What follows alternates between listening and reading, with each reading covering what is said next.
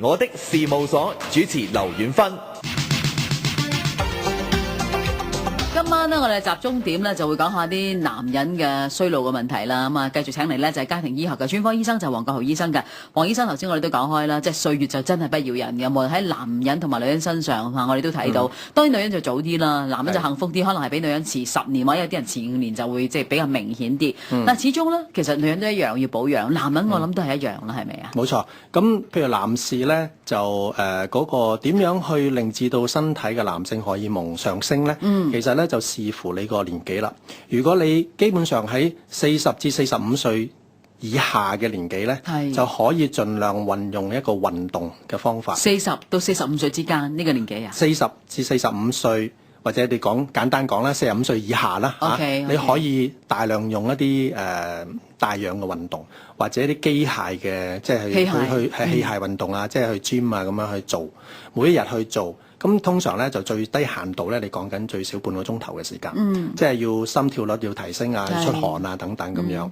咁嗰個秘密就係每日都做，呢個係最緊要，唔係你一日要做4個鐘，又每日做半個鐘。咁呢個咧就已經可以咧，好大程度上咧係令至到你個身體自己做多啲男性荷爾蒙。咁但係好啦，過咗45之後咧，咁慢慢地呢個運動嘅刺激咧係會日漸下降嘅。點解咧？就係因為本身嗰個製造男性荷爾蒙嘅器官咧，亦都會老化噶嘛。咁你好似個冷氣機咁樣咧，你老化咗之後咧，你點開點樣俾電佢咧？佢都係唔係好凍噶啦。咁咧變咗咧嗰個自己做嘅能力咧就會越嚟越下降。咁去到呢個情況之下咧，就要考慮咧，就去點樣去補充翻啦。咁補充翻咧就要分類，最主要咧就係2種嘅補充嘅方法。一種咧就係俾一啲嘅藥物去令至到你自己個腦分泌一啲激素出嚟，去刺激你自己做多啲。因為男性荷爾蒙基本上大部分係個睾丸做出嚟嘅，咁就用個腦去叫個睾丸做多啲男性荷爾蒙。咁另外一種咧就係話本身個睾丸已經做唔到男性荷爾蒙咧，就要去外界補充啦。咁通常補充嘅方法咧，就都係從一啲食藥啊、打針啊。咁就算而家咧已經去到進步到個情況咧，就係有啲嘅針咧可以係1年係打4次嘅啫，即係3個月打1次，咁已經可以長期維持個男性荷爾蒙咧。你講緊你打嘅就係水平，你講緊打就係打個男性荷爾蒙。呢個咧就直情係補充個男性荷爾蒙。係咯。咁大部分呢啲咧係一啲你講咗係50歲或者60歲以上嘅男士咧會比較適合。因為點解咧？去到呢個年紀咧，你點樣刺激佢咧都未必做到。但係如果你話50歲即係至到60歲之間嘅或者之後嘅人咧，其實比較弱啊，可能係適合用頭先你話打針，但係直接打男性荷爾蒙。但係如果唔係嘅話咧，其實都係可以用一個藥物，不過係用食藥嘅方式，係咪啊？去刺激我個大腦，話俾個睾丸聽，喂，老友你繼續努力喎咁樣。如果係刺激個大腦去製造多啲嘅男性荷爾蒙，男性荷爾蒙即係照自己做多啲咧。咁呢個咧其實就都係一啲嘅針藥嚟嘅，因為其實冇口服嘅藥嘅，咁始終都係要打針。只不過你就打唔同類型嘅針。咁至於你係屬於邊一類咧，就要經過個醫生去診斷，究竟你係屬於邊個問題，而係作出適當嘅治療方法。咁其實兩者之間咧，頭先都講咯，即係用個針藥唔同啦，但係個結果係要一樣嘅，係咪啊？結果係會一樣，因為結果咧就係都係目的就係提升翻個男性荷爾蒙。佢會提升幾多 percent 到咧？提升幾多 percent 咧？就視乎你開始嗰陣係低到去咩程度。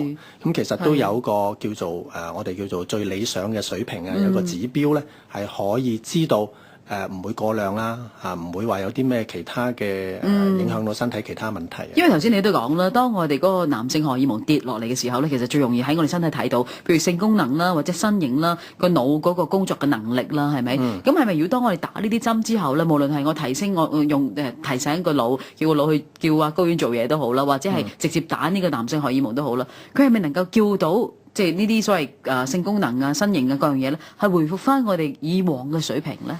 可能好多人都關心呢樣嘢。基本上係嘅，因為通常你會見到一個當個男性荷爾蒙回升翻一個適當嘅水平啦。適當意思即係話本身我哋比較年輕嘅狀態係已經製造緊呢個咁嘅水平咧。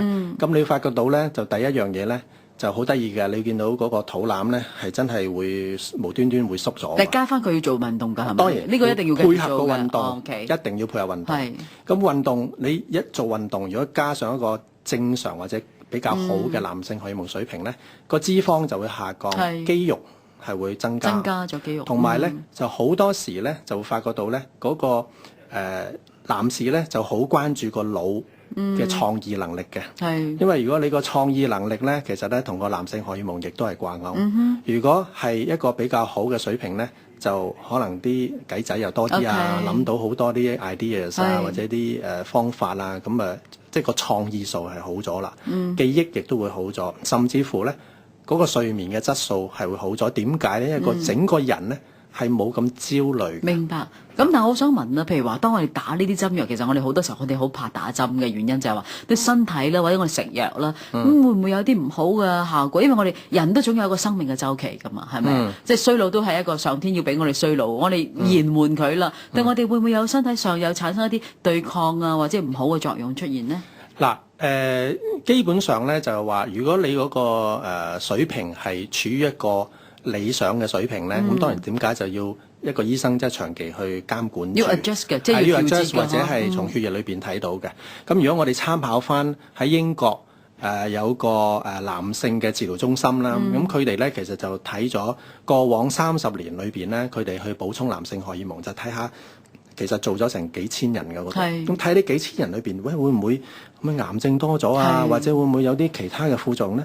咁其實發現到咧，就呢班人裏邊咧，嗰個癌症出現嘅嗰個機會率咧，同喺外邊一般冇做過呢療程嘅人咧，其實係一樣嘅。咁即係話你去調節呢個荷爾蒙，肯定如果嗰個度數啱嘅話咧，咁就唔會有啲咩風險。你呢個問題係要延續住下個禮拜。點解？因為你講到啱唔啱啦，我覺得呢個好重要，嗰個把關喺邊度啊？咁同埋另一樣嘢，今晚我哋冇聽到電話嘅，因為我哋今晚咧就好想詳細啲介紹，其實點解男人會衰老啦嚇。咁雖然即係呢個係人生必經嘅階段，但係點樣可以將延緩呢？咁而另一方面，我哋下個禮拜其實可以長啲時間可以聽下聽眾嘅問題嘅，講男士嘅衰老問題好嘛？